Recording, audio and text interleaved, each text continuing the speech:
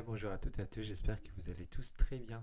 Donc aujourd'hui, je vais vous présenter un oracle divinatoire, le Lunae Lumen de Claire Duval, illustré par Eva Pierrot. Alors, c'est un oracle que j'avais vu en précommande il y a longtemps, j'avais hésité à le commander. Et puis après, j'ai dit, est-ce que je le commande, je le commande pas. Et donc ça a été repoussé sa sortie.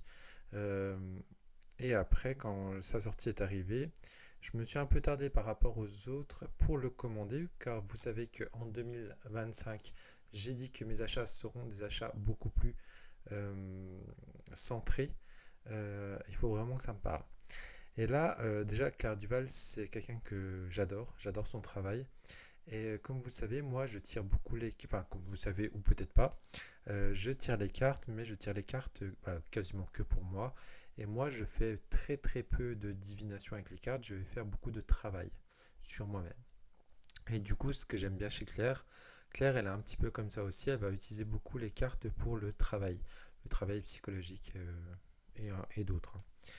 Et donc là, on est sur un oracle divinatoire, mais Shadow Work aussi. Après, vous pouvez utiliser plusieurs cartes pour faire du Shadow Work, il n'y a pas de souci, hein. Sachant qu'il y a des cartes qui seront plus faciles pour le faire, mais enfin pour ma part, avec un tarot classique, vous pouvez très bien faire du Shadow Work, donc le travail de l'ombre. Euh, pour ceux et celles qui ne savent pas, donc le travail de l'ombre, on va aller mettre en lumière des choses. Alors, c'est pas des choses qui sont mal, c'est des choses qui sont un petit peu cachées en nous, qu'on n'ose pas s'avouer, et on va les mettre en lumière et on va aller voir pourquoi. Pourquoi déjà on a ce mal-être, hein, ça peut être un mal-être, et on va aller le travailler et aller le ressortir. C'est un peu la psychologie 2.0 de maintenant, enfin le côté un peu.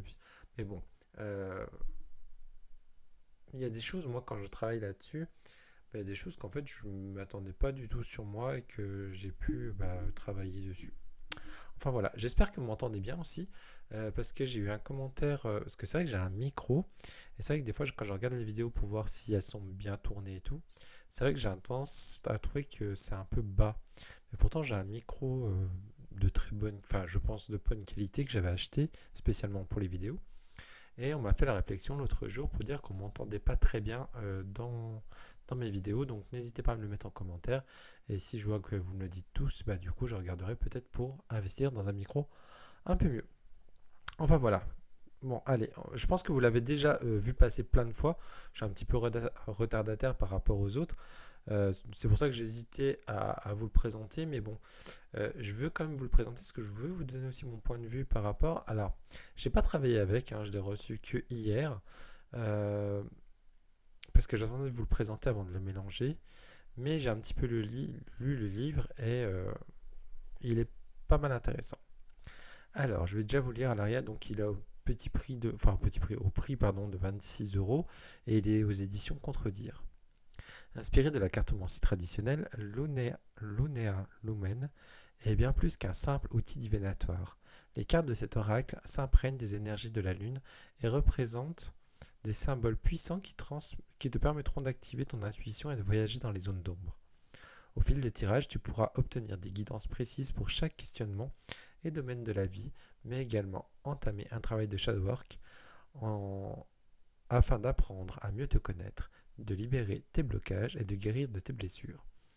Ces cartes seront des alliés précieuses pour les périodes de doute ou d'interrogation et illumination de ton chemin. Alors laisse-toi guider par la puissance de la lune et embrasser ta puissance intérieure. Donc c'est pour ça que je l'aimais bien, parce que du coup on travaille aussi un petit peu avec la lune, hein.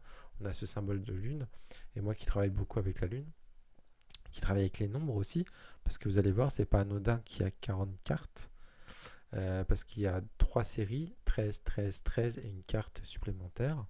Donc le chiffre 13 en plus, c'est un chiffre un petit peu magique, hein. Alors, donc il arrive dans une belle petite boîte, hein, vous voyez, avec comme ceci, donc aimanté. Il y a un petit pochon. Alors moi j'ai enlevé les cartes déjà, parce que je les ai déjà préparées. Enfin, j'ai préparé, elles sont sur le côté. Et on a un beau petit livre, tout en couleur. Alors, je vais vous lire un petit peu.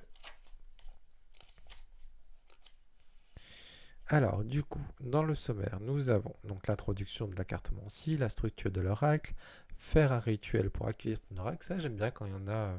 Après, moi, j'ai mon propre rituel pour accueillir mes cartes, mais enfin, pas mon propre parce que j'en utilise plusieurs différents. Là aussi, c'est pour ça que je ne l'ai pas utilisé. C'est parce qu'en fait, là, je l'avais fait purifier et je le mets dans un zoom. Alors, je sais pas si. Je crois que pas grand monde connaît. Un zoom, c'est.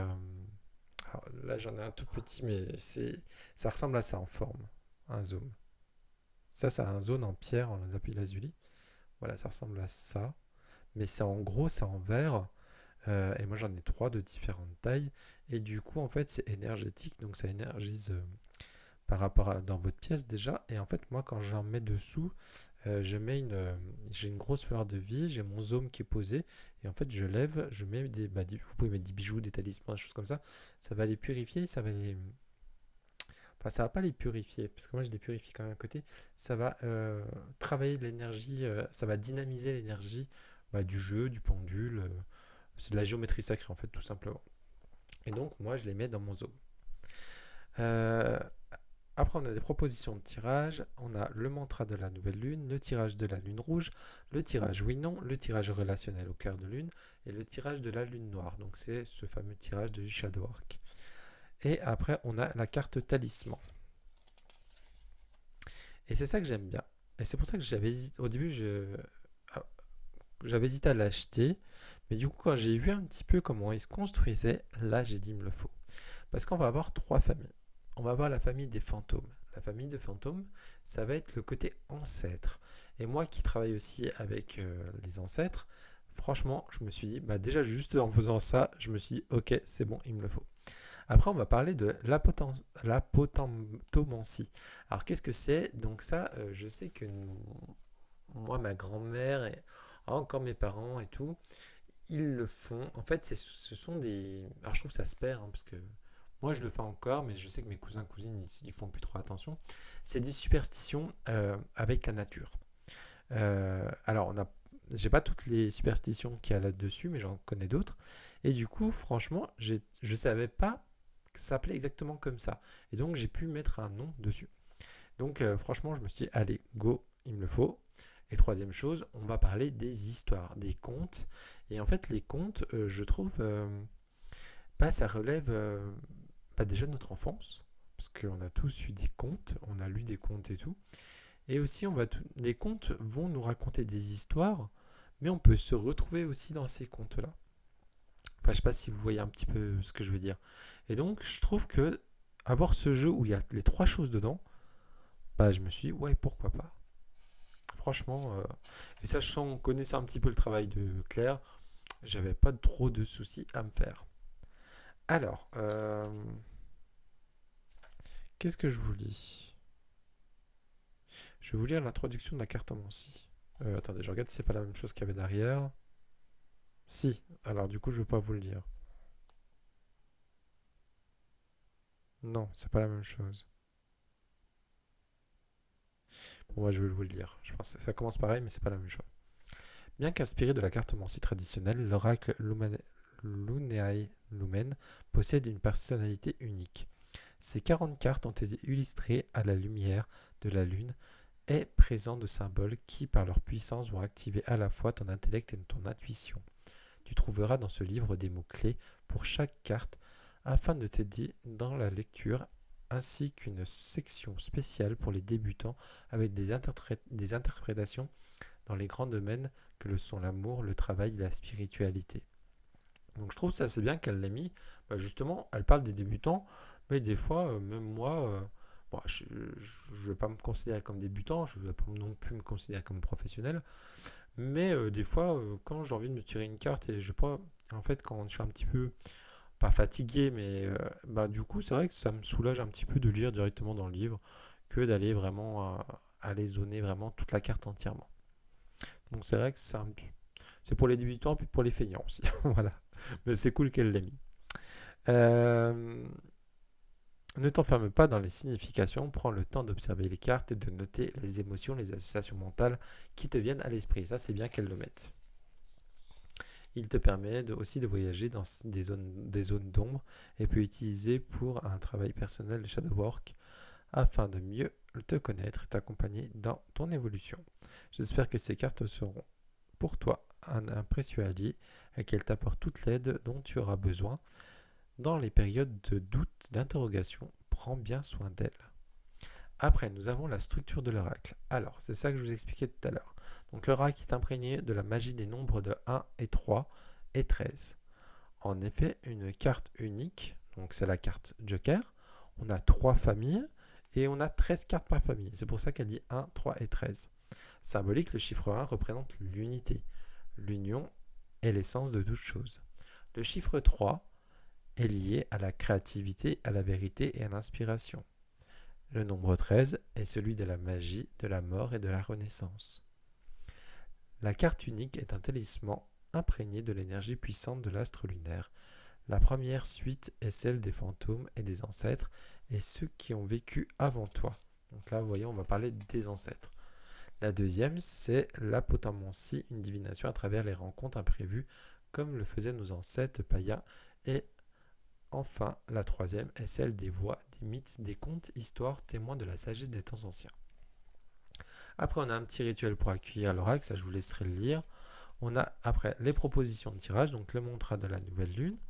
On a le tirage de la lune rouge, le tirage oui-non, le tirage clair de lune, le tirage de la lune noire, donc du Shadow Orc, et le tirage exploratoire.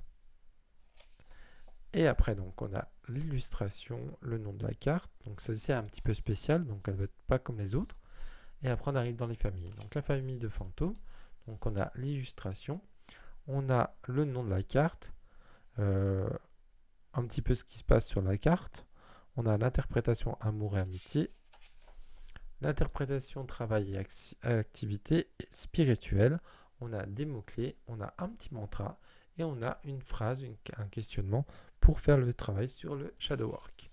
Et donc, on va voir ça pour toutes les cartes.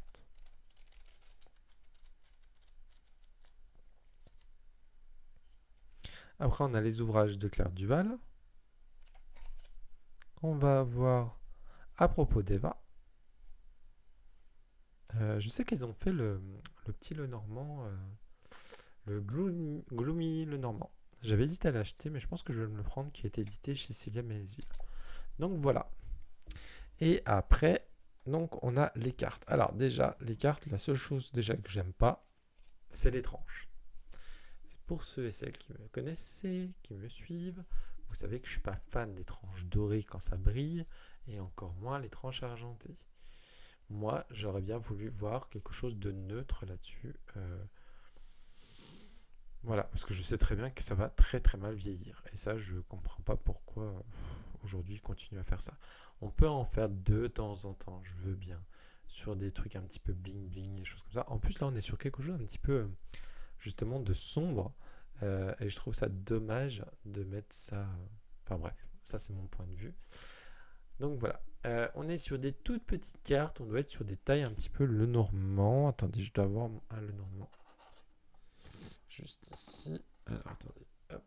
Je sais pas tout faire tomber. On va voir avec mon petit Lenormand qui est ici. Je sais même pas s'il a vraiment la taille d'un Lenormand celui-là en fait. Il a la taille oh là là, hop là.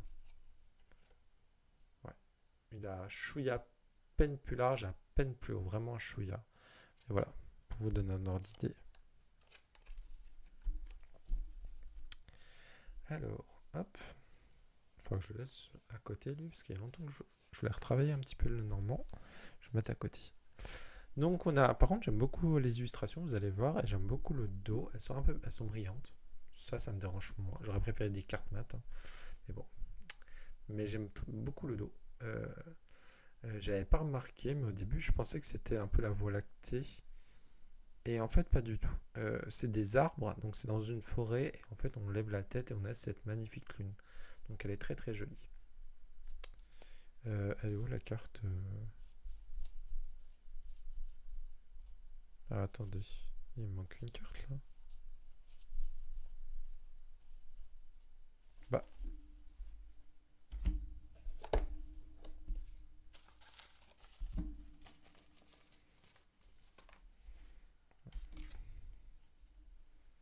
Ah bah non. Voilà, elle commence par là. Je me disais j'avais perdu une carte. Alors, parce qu'en fait le dos, elle ressemble à celle-ci en fait. Alors du coup, allez on va attaquer. Donc là on a la fameuse carte. Donc c'est un peu la carte, pour ceux qui ont le Béline, c'est un peu la carte bleue du Béline. C'est un peu la carte Joker. Donc la lune. Et après on a ces petits fantômes qui vont représenter nos ancêtres. Donc les sentiments, l'attente, le départ, le guide. Elle me fait penser à l'ermite celle-ci. L'incertitude, alors on pourrait dire les amoureux par exemple. L'absence, la sensibilité, la peur, la rencontre, la protection, la connexion. J'aime bien le...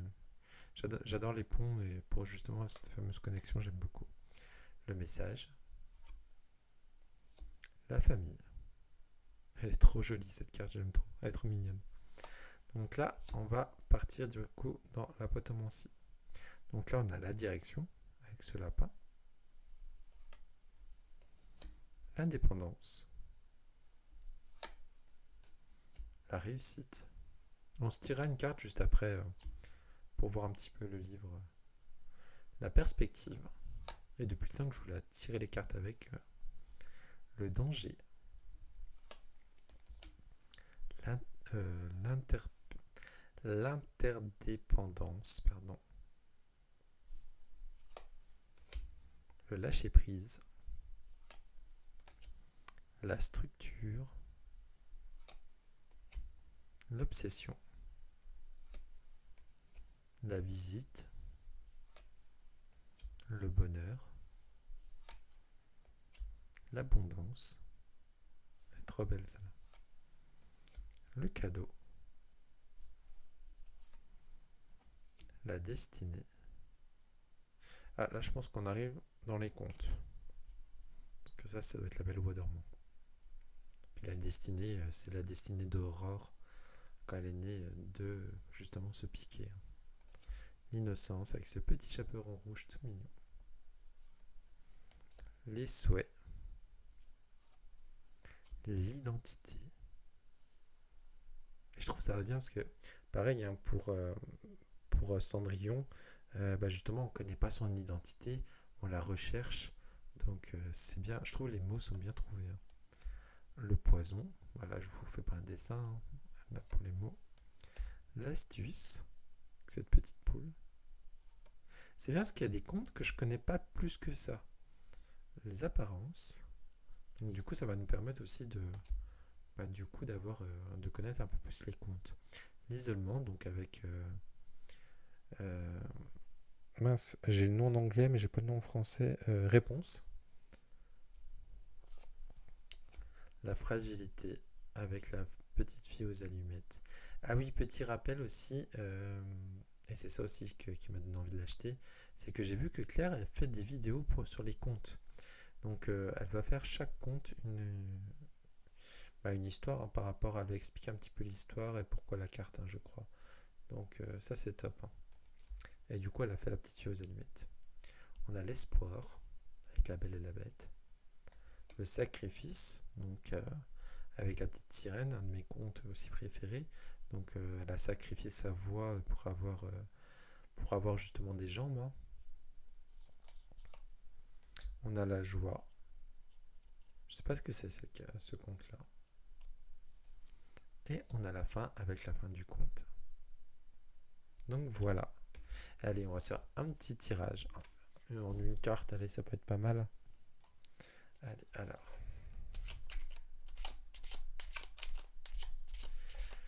Allez, hop, une petite carte pour les personnes qui regardent cette vidéo. Hop. Je sais pas si elles sont à l'envers. Ouais, est-ce que sinon... Allez, une petite carte pour toutes ces personnes qui regardent cette vidéo.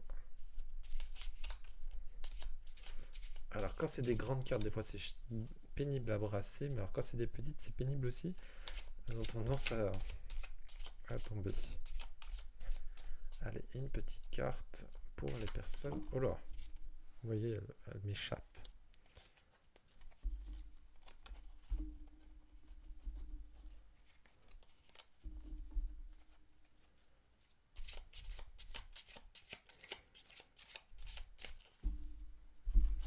Par contre, elle s'étale très très bien. Je vous dézoome un petit peu.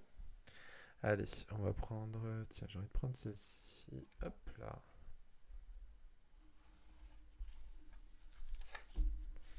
Allez, par rapport à l'énergie de cette semaine, par exemple. Allez, on va la retourner ensemble. Je vous rezoome sur la carte. Le danger. Tiens, c'est marrant, c'est la deuxième carte que je sors avec un serpent cette semaine. Allez, on va aller voir. Donc, il y a un numéro sur la carte. Je suis désolé parce que ça brille. Attendez, si on fait ça... Si je fais ça... Ouais, ça va, ça brille moins. J'espère que vous voyez quand même bien la carte. Je vous la zoome comme ça, je vous lis en même temps un peu l'histoire. Voilà. Allez, 18.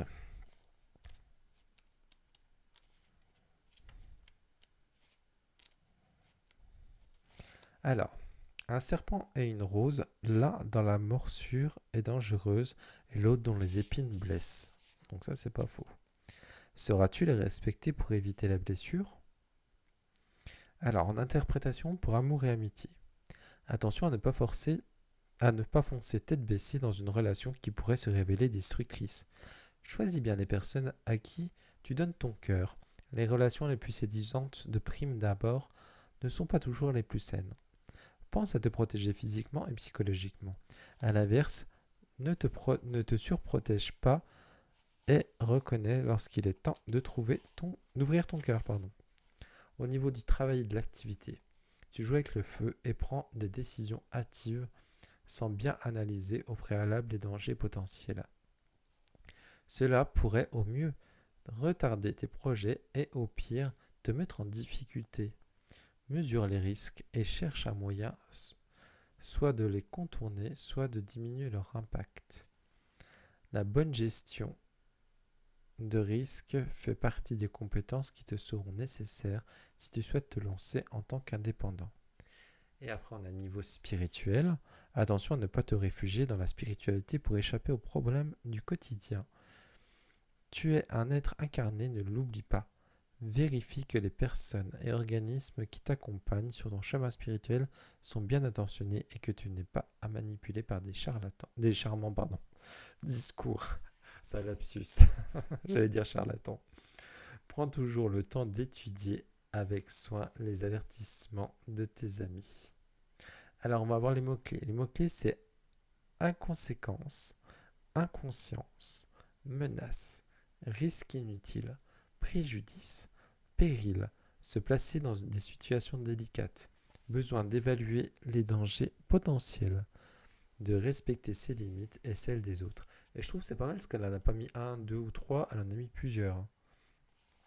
On a notre mantra pour la journée, j'évalue ce qui me menace et je me préserve du danger.